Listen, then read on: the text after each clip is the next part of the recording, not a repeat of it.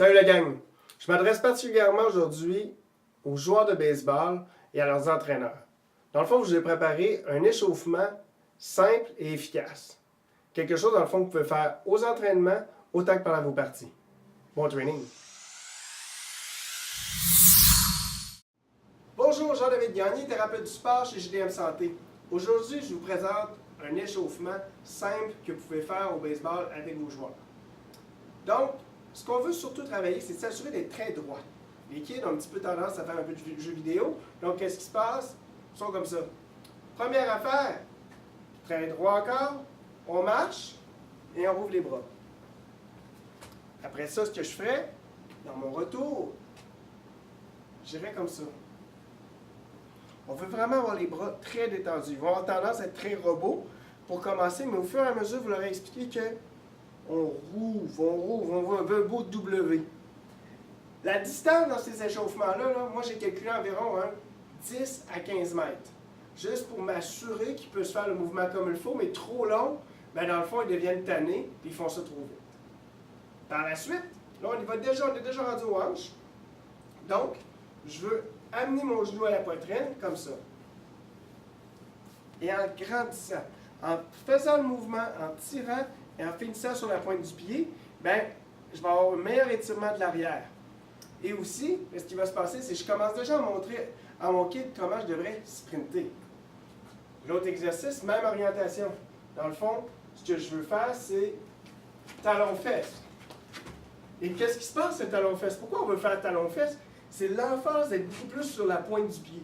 On veut le sentir qu'il va être sur la pointe du pied pour avoir un bon sprint.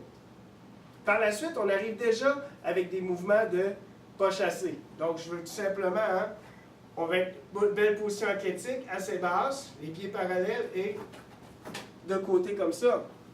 L'autre mouvement, carioca.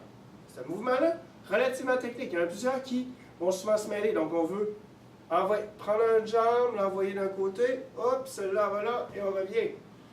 Regardez comme il faut parce qu'il y en a qui vont être bons sur une jambe mais pas sur l'autre. Donc, ils prennent le temps de faire un bon mouvement au départ.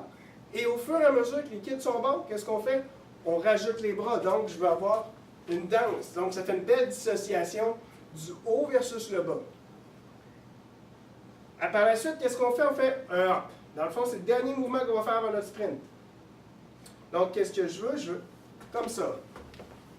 On veut encore une fois que le kid apprenne à être relax sur la pointe du pied, faire un beau mouvement. C'est vraiment sentir de comment il peut générer de la puissance. Et le dernier, le sprint. Donc, ce que je ferais, je m'orienterais toujours pour partir vers la droite. Donc, comme dans l'avant-champ, comme on est exactement dans le diamond. Donc, je pars et on sprint, boum, comme ça. On va aussi apprendre l'enfant à faire quoi? À faire une espèce de double poussée. Donc, je vais prendre cette jambe-là, elle va aller en avant, puis elle va pousser, puis les deux vont pousser en même temps. Donc, ça va faire quelque chose de très efficace. Je voudrais ajouter deux autres mouvements.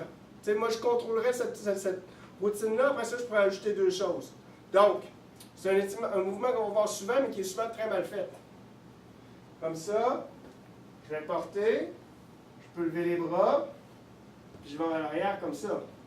Assurez-vous que la jambe, elle soit bien orientée de même, parce que c'est pas une question de briser le genou. La raison pourquoi un kid va faire ça, c'est parce qu'il ne plie pas ici. Donc, ça devient beaucoup moins efficace. Bref, pas très utile. L'autre mouvement que je pourrais ajouter, c'est une espèce de pas chassé, mais dans le fond, je prends ma position athlétique, peut-être un petit peu plus bas, et, oups, j'étire à l'intérieur ici, pas, j'étire à l'intérieur ici. Donc, pour avoir un étirement à l'aine. Travaillez ces exercices-là. Si vous avez des questions, je ne les ouvre pas. Vous savez comment communiquer avec moi. Puis, bonne saison à tous.